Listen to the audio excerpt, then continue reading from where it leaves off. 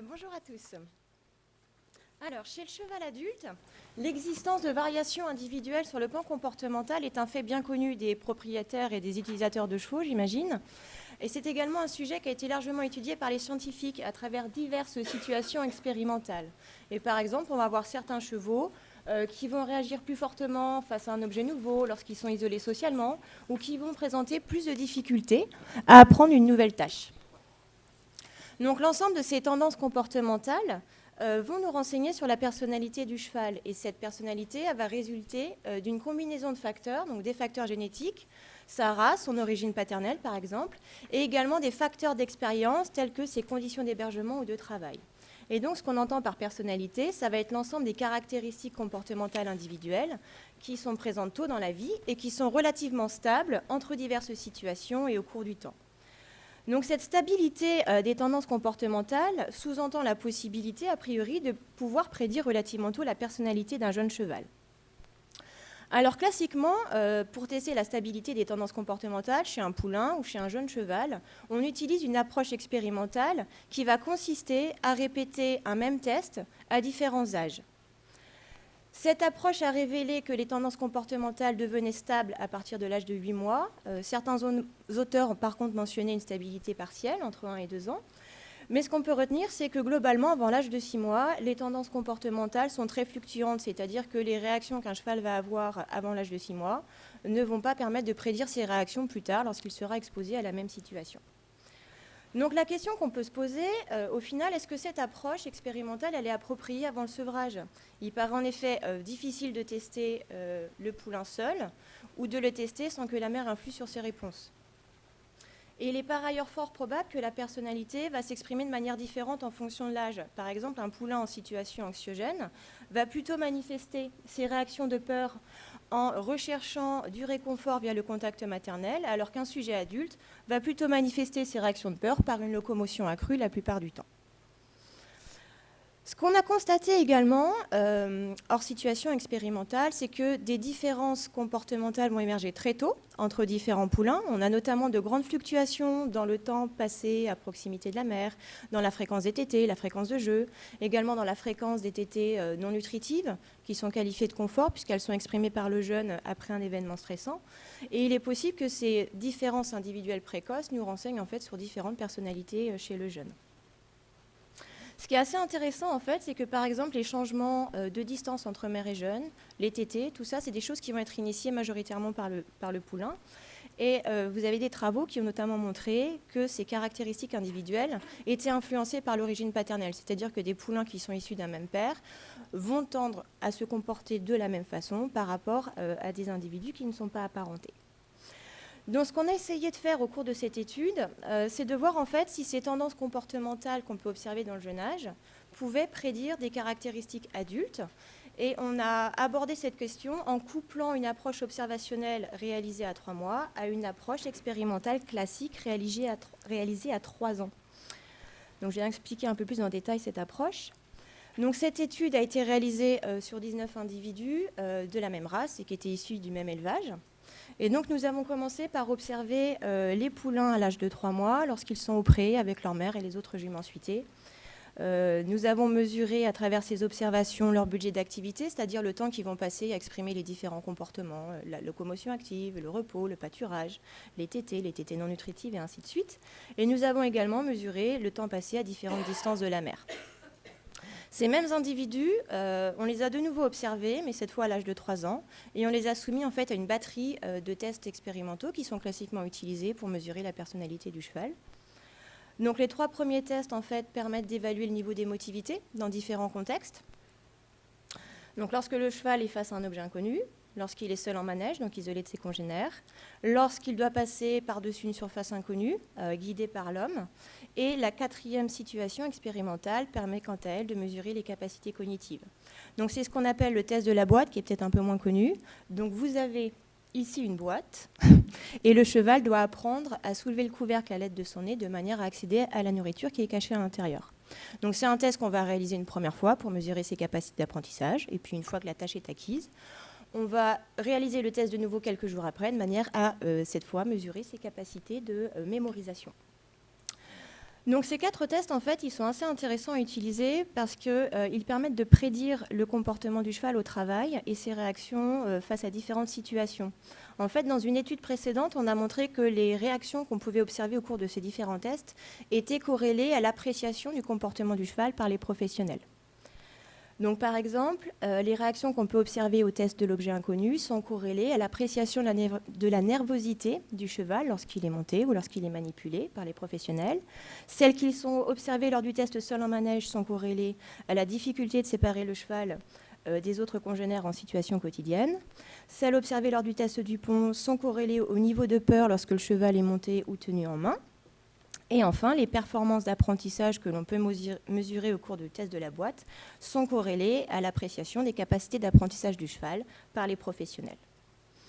Donc l'ensemble des données que nous avons collectées à 3 mois et à 3 ans, on les a analysées avec des outils statistiques, pas très compliqués, mais je vais passer, qui permettent en fait de grouper les individus sur la base de leurs similitudes comportementales. Et donc en fait, ces analyses statistiques, on les a fait de manière indépendante, bien évidemment, à 3 mois et à 3 ans, de manière à identifier des profils comportementaux de poulains et des profils de chevaux adultes. Donc cette approche nous a permis d'identifier à 3 mois 4 profils de poulains qui sont représentés de couleurs différentes et qui vont en fait se distinguer par la distance maintenue à la mer et également par le temps passé dans différentes activités. Donc c'est celles qui sont marquées en gras, le repos couché, l'attention envers l'environnement, la marche active, le trot, le galop, le pâturage et les tétées non nutritives. Donc si on regarde un peu plus en détail les caractéristiques de chacun de ces profils, le premier profil de poulain va être caractérisé par des individus qui vont passer beaucoup de temps au pâturage, peu de temps en repos couché, qui vont être très actifs sur le plan locomoteur et qui vont passer plus de 40% du temps à des distances très importantes de la mer. Le profil numéro 2 va correspondre à des poulains qui vont passer beaucoup de temps en repos couché et qui vont être la majorité du temps à une distance moyenne de la mer. Le profil 3 correspond à des individus qui sont très attentifs vis-à-vis de l'environnement, qui font également beaucoup de locomotion active et qui vont passer la majorité du temps proche de la mer. Mais ce qui est intéressant, c'est qu'ils sont également capables de s'éloigner de celle-ci et de passer pas mal de temps à plus de 10 mètres. Dernier profil, le profil 4. Cette fois, nous avons des poulains qui passent très peu de temps en pâturage, qui vont faire beaucoup de tétées non nutritives, donc les tétées de confort, et qui vont passer près de 60% de leur temps à proximité immédiate de la mer. Donc, ils sont très proches de cette dernière. Si on regarde maintenant les profils identifiés à 3 ans, on a pu également identifier 4 profils de chevaux.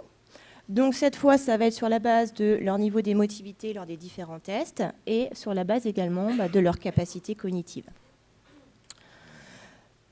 Donc le premier profil, ça va être des chevaux en fait, qui vont être caractérisés par de faibles réactions lorsqu'ils sont en présence d'un objet nouveau, qui vont être très peu grégaires, vont très peu réagir.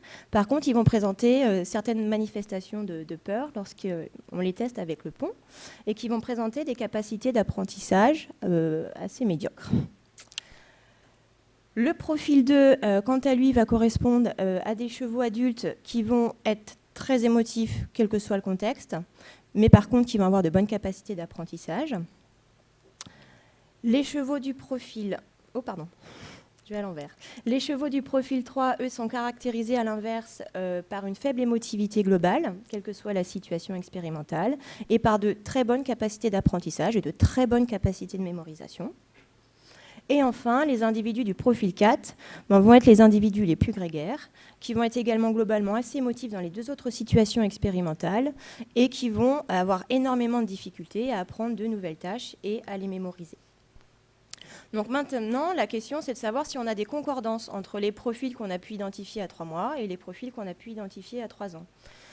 Et donc, ce qu'on a pu constater de manière assez remarquable, c'est que c'est en fait les mêmes individus qui vont composer les différents groupes à 3 mois et à 3 ans.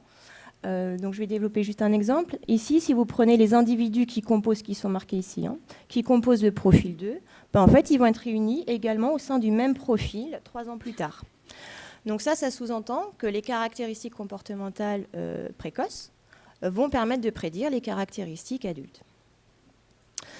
Alors, si on résume un petit peu la situation, on va avoir des individus qui à 3 mois vont présenter une forte autonomie par rapport à la mère. Et ces individus, à 3 ans, ce seront les individus les moins grégaires, les moins nerveux en présence de l'objet inconnu, mais qui ont par contre des réactions de peur en présence de l'homme. Et c'est des individus qui globalement vont avoir des capacités cognitives plutôt moyennes. A l'inverse, les individus qui, poulain, étaient fortement dépendants de la mère vont être des individus à 3 ans qui vont être les plus grégaires, globalement très émotifs et qui vont avoir énormément de difficultés à apprendre et mémoriser une tâche. Et ensuite, on a des profils un peu plus intermédiaires. Donc les poulains qui... ça ne marche plus. Les poulains qui passaient énormément de temps à distance moyenne de la mère et qui étaient globalement peu actifs vont être des poulains qui sont globalement émotifs et qui vont par contre présenter de bonnes capacités d'apprentissage. Et enfin, pour le dernier cas, le profil 3, qui est le profil un petit peu idéal.